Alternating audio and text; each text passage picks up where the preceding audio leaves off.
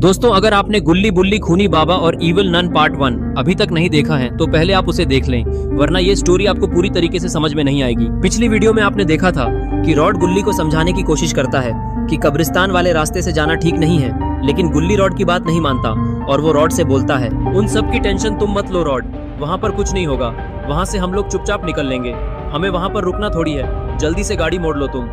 गुल्ली के इतना बोलते ही रॉड गाड़ी को जंगल वाले रास्ते की तरफ मोड़ देता है और फुल स्पीड में वहां से निकल जाता है।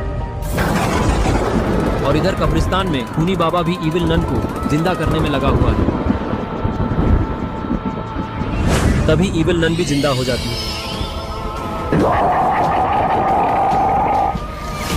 थोड़ी देर बाद गुल्ली बुल्ली शॉन और रॉड भी उसी कब्रिस्तान के रास्ते से गुजर रहे होते हैं और थोड़ा आगे आने के बाद इन लोगों की गाड़ी अचानक से बंद पड़ जाती है।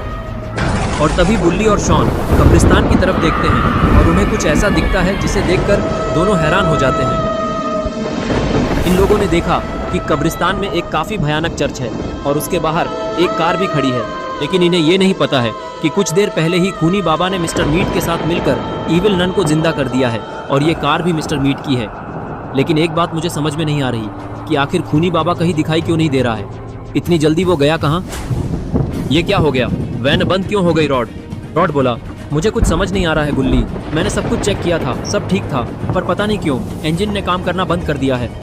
ऊपर से शॉन बोला, क्या हुआ रॉड, आखिर तुमने यहाँ पर गाड़ी क्यों रोक दी? एक तो पहले ही मुझे अंधेरे से डर लगता है और मौसम भी ठीक नहीं है, और ऊपर से तुमने इस भयानक कब्रिस्तान के पास वैन रोक दी और अब मुझे और डर लग रहा है। रॉड बोला, मैंने वैन नहीं रोकी है शॉन, ये अपने आप बंद हो गई है। गुल्ली बोला, तुम सब लोग बहस करना बंद करो, मुझे यहाँ पर कुछ गड़बड़ लग रही है, वैन बिना वजह बंद नहीं होती और ये बिन मौसम बिजली भी नहीं कड़कती, पक्का यहाँ कुछ ना कुछ गड़बड़ जरूर है। और यहाँ कब्रिस्तान के नीचे एक अंडरग्राउंड फ्लोर बना हुआ था और खूनी बाबा, इविल नन और मिस्टर मीट गुल्ली बुल्ली के कब्रिस्तान पहुँचने से पहले ही यहाँ पर आ गए थे। तभी खूनी बाबा इविल नन और मिस्टर मीट से कहता है कि मेरे कुछ दुश्मन यहाँ पर आ चुके हैं और मैंने उनकी गाड़ी खराब करके रुकवा दी है और अब वो लोग गाड़ी स्टार्ट करने की कोशिश में लगे हुए हैं। इससे पहले कि वो सब यहाँ से भाग जाए हमें उन्हें पकड़ना होगा। तुम लोगों से मेरी भी पुरानी दुश्मनी है और तुम लोगों को इस कब्रिस्तान में मारकर मैं अपना बदला लूंगी। इधर रॉड वैन को लगातार स्टार्ट करने की कोशिश कर रहा होता है, लेकिन वैन स्टार्ट ही नहीं हो रही।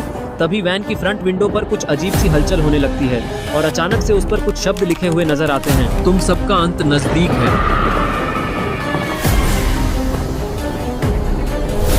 ये सब कौन कर रहा है? इन सब से हम नहीं डरने वाले, हिम्मत है तो सामने आओ। रॉड बोला, मुझे यहाँ पर किसी बहुत बड़ी मुसीबत के होने का एहसास हो रहा है, इसलिए हमें यहाँ से जल्द निकलना होगा और अब निकलने का बस एक ही रास्ता बचा है। गुल्ली बुल्ली और शॉन, तुम तीनों को नीचे उतरकर पीछे से वैन को धक्का लगाना पड़ेगा, तभी ये वैन स्टार्ट होगी और हम लोग यहाँ से निकल पाएंगे। इसके बाद तीनों लोग वैन से नीचे उतरकर उसे पीछे से धक्का लगाने लगते हैं।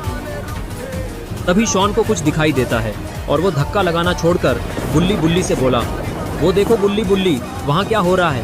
ये सुनकर गुल्ली और बुल्ली भी चर्च की तरफ देखने लगते हैं और किसी चीज को देखकर उन तीनों की आंखें खुली की खुली रह जाती हैं।